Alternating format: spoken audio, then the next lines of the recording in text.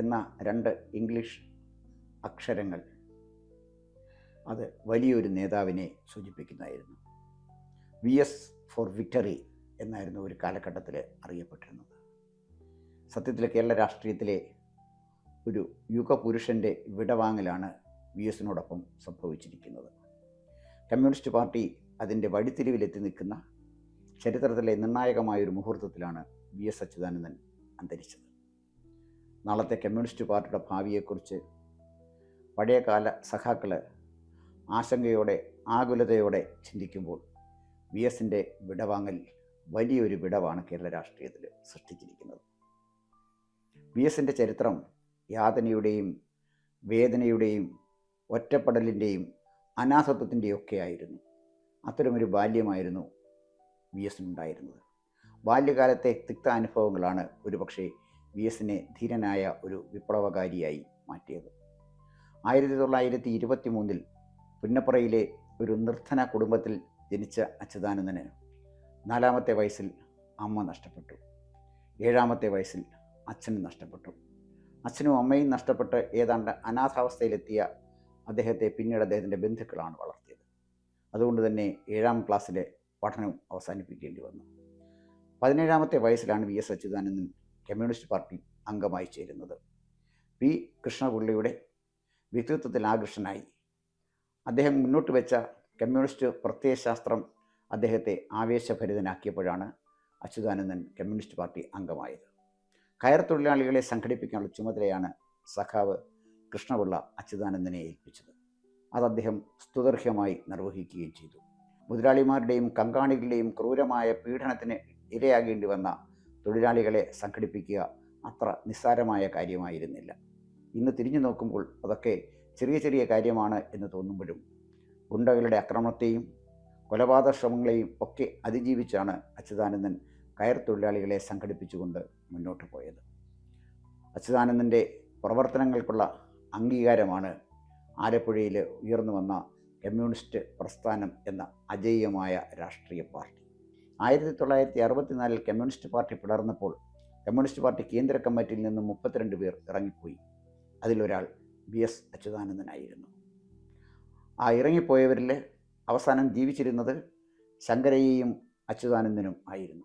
ഇപ്പോൾ അച്യുതാനന്ദൻ വിടവാങ്ങിയതോടെ കമ്മ്യൂണിസ്റ്റ് പാർട്ടിയുടെ സ്ഥാപക നേതാക്കന്മാരിൽ ആരും ഇന്ന് ജീവിച്ചിരിപ്പില്ല എന്ന ഒരു സ്ഥിതിയിൽ എത്തിയിരിക്കുന്നു. അദ്ദേഹം പടിപടിയായി കമ്മ്യൂണിസ്റ്റ് പാർട്ടിയിൽ ഉയർന്നു വന്നത് കഠിനാധ്വാനം കൊണ്ടും പ്രതിബദ്ധത കൊണ്ടും അതുപോലെ തന്നെ നിസ്വാർത്ഥമായ പ്രവർത്തനങ്ങളിലൂടെയുമായിരുന്നു. തൻ്റെ കൈകളിൽ അഴിമതിയുടെ കറ പുരളരുത് എന്ന് നിർബന്ധമുള്ള ഒരു നേതാവായിരുന്നു അച്യുതാനന്ദൻ. 1980 മുതൽ 1992 വരെയുള്ള 12 വർഷക്കാലം VS അച്യുതാനന്ദൻ AKG സെൻറ്റർ അടക്കി ഭരിച്ചു. ആ കാലഘട്ടത്തിലെ മുഖ്യമന്ത്രിമാർ, കമ്മ്യൂണിസ്റ്റ് പാർട്ടിയുടെ മുഖ്യമന്ത്രിമാരൊക്കെ അച്യുതാനന്ദൻ്റെ നിയന്ത്രണത്തിൽ തന്നെ ആണ് സെക്രട്ടറിയിൽ നിന്ന് ഭരണം നടത്തിയത്. അത്ര ശക്തനായ ഒരു പാർട്ടി സെക്രട്ടറി ആയിരുന്നു VS അച്യുതാനന്ദൻ.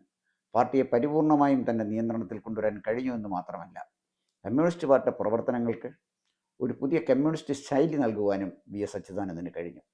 1985 മുതൽ 2009 വരെ VS അച്യുതാനന്ദൻ പോളിറ്റ് ബ്യൂറോ അംഗമായിരുന്നു. പോളിറ്റ് ബ്യൂറോ അംഗമായി അച്യുതാനന്ദനും പിണറായി വിജയനും ഒരുമിച്ച് പ്രവർത്തിക്കുമ്പോഴാണ് ഇവർ തമ്മിലുള്ള വ്യക്തി വിരോധവും അല്ലെങ്കിൽ പ്രത്യയശാസ്ത്ര വ്യത്യസ്തതയും എന്തായാലും ശരി അതൊക്കെ രൂക്ഷമാകുന്നതും രണ്ടുപേരെയും പീവിൽ നിന്ന് ഒഴിവാക്കുന്ന ഒരു സാഹചര്യത്തിലേക്ക് എത്തിയതും. 1992 മുതൽ 96 വരെ VS അച്യുതാനന്ദൻ പ്രതിപക്ഷ നേതാവായിരുന്നു. അതിനുശേഷം 2003 മുതൽ 2005 വരെയും അദ്ദേഹം പ്രതിപക്ഷ നേതാവായി. കേരള നിയമസഭയുടെ ചരിത്രത്തിൽ അച്യുതാനന്ദനെ പോലെ ശക്തനായ ഒരു പ്രതിപക്ഷ നേതാവിനെ കേരളം കണ്ടിട്ടില്ല. നിയമസഭയ്ക്കകത്ത് സർക്കാരിനോട് പൊരുതുമ്പോൾ തന്നെ നിയമസഭയ്ക്ക് പുറത്ത് അഴിമതിക്കാരായ മന്ത്രിമാർക്കെതിരെ അനവരതം അദ്ദേഹം പോരാടി. അദ്ദേഹത്തിൻ്റെ ശക്തമായ പോരാട്ടമാണ് ആർ ബാലകൃഷ്ണപിള്ള എന്ന കേരള കോൺഗ്രസ് നേതാവിനെ തുറുങ്കിലടയ്ക്കാൻ കാരണമായി മാറിയത്. അതുപോലെ തന്നെ ആ കാലഘട്ടത്തിലെ അഴിമതിക്കാരായ നേതാക്കന്മാർക്കൊക്കെ അച്യുതാനന്ദൻ കണ്ണിലെ കരടായിരുന്നു. നിയമസഭയ്ക്ക് പുറത്ത് കോടതിയിലും അതുപോലെ തന്നെ ജനസമക്ഷവും ഒക്കെ അച്യുതാനന്ദൻ അഴിമതിക്കെതിരെ പോരാട്ടവുമായി മുന്നോട്ട് പോയി.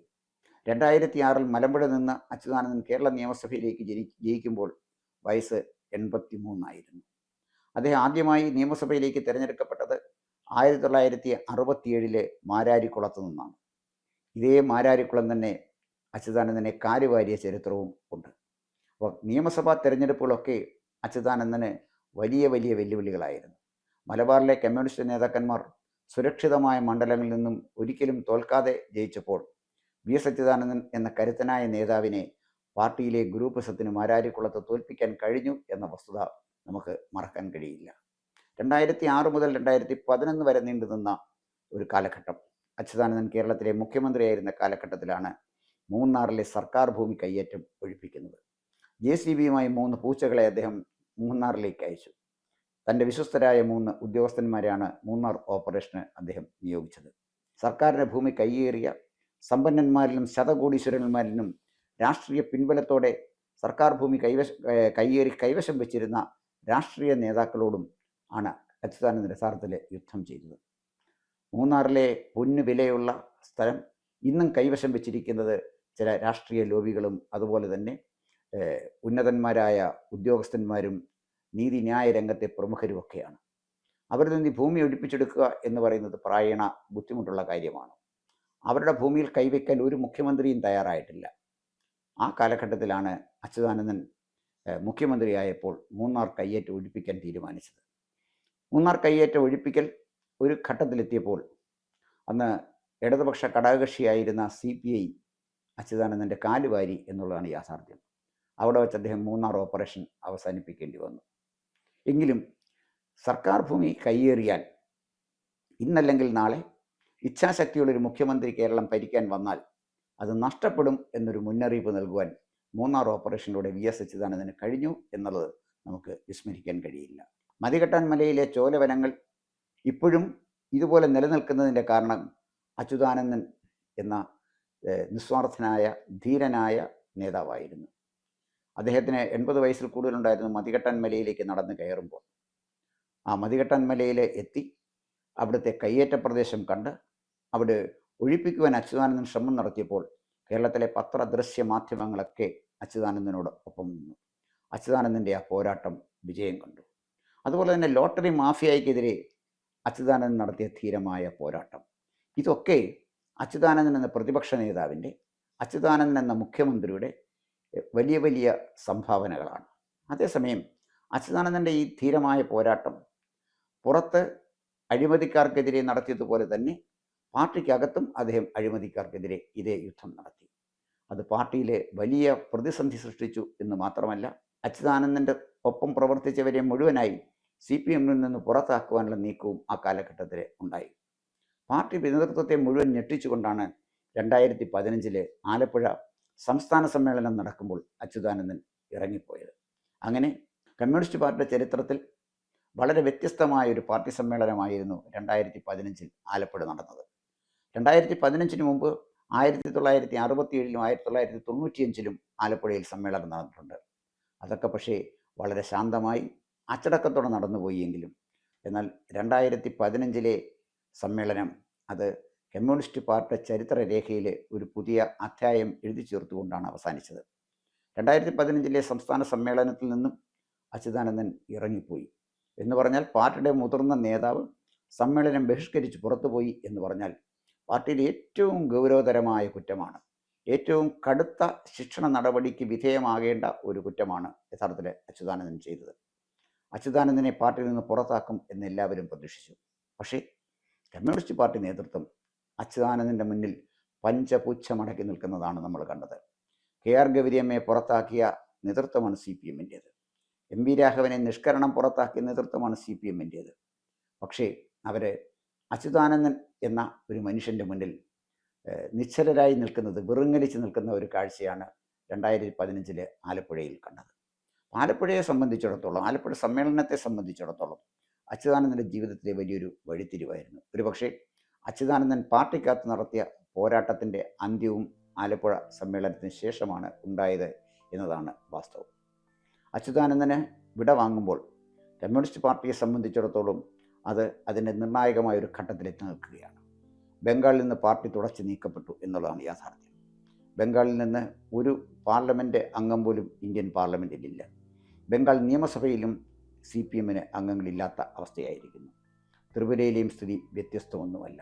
അങ്ങനെ കമ്മ്യൂണിസ്റ്റ് പാർട്ടി ശക്തി കേന്ദ്രങ്ങളായ ബംഗാളിലും ത്രിപുരയിലും കമ്മ്യൂണിസ്റ്റ് പാർട്ടിക്ക് വംശനാശം സംഭവിച്ചപ്പോൾ ഒരു ചെറിയ പച്ചത്തുരുത്ത് കേരളത്തിൽ മാത്രമാണ് ഇന്ന് കാണുന്നത്. പക്ഷേ നിലമ്പൂർ നടന്ന ഉപതെരഞ്ഞെടുപ്പ് കമ്മ്യൂണിസ്റ്റ് പാർട്ടിക്ക് നൽകുന്ന അപായ സൂചന കൃത്യമായും വളരെ ഗൗരവത്തോടെ കാണാൻ പാർട്ടിക്ക് കഴിഞ്ഞില്ലെങ്കിൽ കമ്മ്യൂണിസ്റ്റ് പാർട്ടിയെ സംബന്ധിച്ചിടത്തോളം ഇന്നത്തെ രൂപത്തിൽ അത് നിലനിൽക്കുമോ എന്ന കാര്യം കണ്ടറിയേണ്ടിയിരിക്കുന്നു. ഇവിടെ കമ്മ്യൂണിസ്റ്റ് പാർട്ടി ജനഹൃദയത്തിൽ നിന്നും ഏതാണ്ട് ഒറ്റപ്പെട്ട നിലയിൽ കാര്യങ്ങൾ നീങ്ങിക്കൊണ്ടിരിക്കുകയാണ്. ശക്തമായ സംഘടനാ സംവിധാനം കമ്മ്യൂണിസ്റ്റ് പാർട്ടിക്കുണ്ട്. പക്ഷേ ആ ഒരു സംഘടനാ സംവിധാനം വെച്ച് മാത്രം കമ്മ്യൂണിസ്റ്റ് പാർട്ടിക്ക് അധികാരത്തിലെത്തുക അത്ര എളുപ്പമല്ല. പൊതുജനങ്ങളുടെ പിന്തുണയില്ലെങ്കിൽ, പൊതുസമൂഹം അംഗീകരിക്കുന്നില്ലെങ്കിൽ, എത്ര ശക്തമായ സംഘടനാ സംവിധാനം ഉണ്ടെങ്കിൽ പോലും അധികാരത്തിലെത്തുക പ്രയാസമായിരിക്കും. എന്തായാലും ശരി, അച്യുതാനന്ദൻ വിടവാങ്ങിയപ്പോൾ 102ാമത്തെ വയസ്സിൽ അച്യുതാനന്ദൻ വിടവാങ്ങുമ്പോൾ അച്യുതാനന്ദനേക്കാൾ 2 വയസ്സിന് ഇളപ്പമാണ് ഇന്ത്യയിലെ കമ്മ്യൂണിസ്റ്റ് പാർട്ടി. കമ്മ്യൂണിസ്റ്റ് പാർട്ടിക്ക് 2025-ൽ 100 വയസ്സ് തികയുകയാണ്. 1925-ലാണ് കമ്മ്യൂണിസ്റ്റ് പാർട്ടിയും RSSും രൂപം കൊണ്ടത്. RSS ഇന്ത്യ ഭരിക്കുന്നു, കമ്മ്യൂണിസ്റ്റ് പാർട്ടി വെന്റിലേറ്ററിലുമായിരിക്കുന്നു. കമ്മ്യൂണിസ്റ്റ് പാർട്ടി വെന്റിലേറ്ററിലായ ഒരു സാഹചര്യത്തിലാണ് അച്യുതാനന്ദൻ വിട പറയുന്നത്. ഇവിടെ G. സുധാകരൻ്റെ ഒരു കവിതയാണ് എനിക്ക് ഓർമ്മ വരുന്നത്. വീണ്ടും വരാനായി കൊതിച്ചു നാമെങ്കിലും യുവദാസുകൾ തീർത്ത പത്മവ്യൂഹം മുന്നിലായി കാണുവാൻ മുമ്പേ അറിയാതെ നഷ്ടമായി ഏറെ പടക്കളങ്ങൾ. യുവദാസുകൾ ചതിച്ചതുകൊണ്ടാണ് അച്യുതാനന്ദന് വീണ്ടും ഒരു പ്രാവശ്യം കൂടി കേരളത്തിലെ മുഖ്യമന്ത്രിയാകാൻ കഴിയാതെ പോയത് എന്ന് വളരെ വ്യക്തമായി സൂചിപ്പിക്കുകയാണ് 2025 മെയ് മാസത്തിൽ G. സുധാകരൻ എഴുതിയ ഒരു കവിതയിൽ. അദ്ദേഹം തന്നെ എഴുതിയൊരു കവിതയിൽ പറയുന്നുണ്ട്, ഉറങ്ങണം, എനിക്കുറങ്ങണം, പക്ഷേ ഉറങ്ങുവാനൊട്ടും കഴിയുന്നില്ലല്ലോ. ഇതാണ് പ്രസ്ഥാനത്തെ ജീവന തുല്യം സ്നേഹിക്കുന്ന സഖാക്കളുടെ ഇന്നത്തെ സ്ഥിതി. അവർക്കുറങ്ങാൻ കഴിയുന്നില്ല. പക്ഷേ അധികാരത്തിൻ്റെ ശീതളഛായയിൽ എല്ലാ സുഖസൗകര്യങ്ങളുമായി അവരുടെ നേതാക്കന്മാർ ഉറങ്ങുമ്പോൾ നിസ്വാർത്ഥരായ കമ്മ്യൂണിസ്റ്റ് പാർട്ടിയുടെ അണികൾക്ക് ഉറങ്ങാൻ കഴിയാത്തൊരു സ്ഥിതി കേരളത്തിലുണ്ട്. അങ്ങനെ കേരളത്തിലെ കമ്മ്യൂണിസ്റ്റ് പാർട്ടി കൃത്യമായൊരു വഴിത്തിരിവിലെത്തിയപ്പോൾ, വളരെ സങ്കീർണമായ വെല്ലുവിളികളെ നേരിടേണ്ട ഒരു കാലഘട്ടത്തിലെത്തിയപ്പോൾ അച്യുതാനന്ദൻ്റെ ദേഹവിയോഗം പാർട്ടിക്ക് സമ്മാനിച്ച വെല്ലുവിളികൾ വളരെ വലുതാണ് എന്നാണ് നാം ഇനിയും കാണാൻ പോകുന്നത്. ജീവിച്ചിരുന്ന അച്യുതാനന്ദനേക്കാൾ ശക്തനാണോ മരിച്ചുപോയ അച്യുതാനന്ദൻ? ഈ ചോദ്യത്തിന് ഉത്തരം നൽകുവാൻ നാളത്തെ ചരിത്രത്തിന് മാത്രമേ കഴിയുകയുള്ളൂ.